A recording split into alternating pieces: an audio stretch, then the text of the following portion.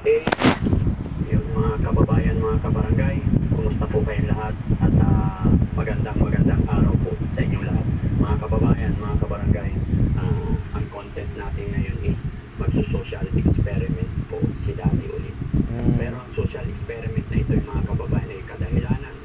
Si Mons ay nag-message sa akin at gusto niyang i-testing, ipatesting kay Daddy Frankie kung totoo ba, kung gaano nga ba kabait ang kanyang kaibigan na si Kuya Raul. So, kailangan ni Mon si Daddy Frankie dahil si Kuya Mon ay si Kuya Raul po hindi pa niya ako kilala. Kaya, paano yung gagawin natin, bro? So, that's ganito kasi, although nakakasama ko na rin si Kuya Raul, no, ng ilang linggo pa lang. So, ang pagkakaibigan kasi para malaman yung tao na yung tunay na kalooban, no, hindi lang sa, kasi madalas na napapanood sa mga videos namin, nasa camera yun.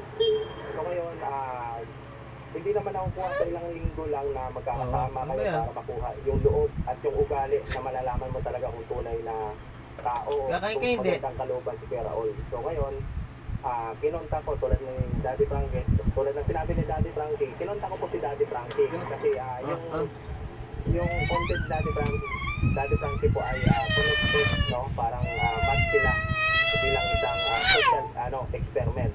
Kaya gusto kong malaman dad na kung mabuti si Kuya Raul, no, sa likod ng camera.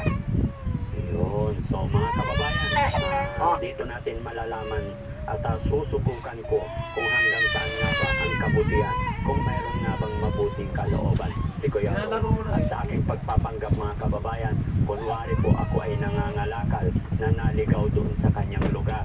At check po na tanghaling tapat, ako'y gutom na at ako'y walang pera. Mga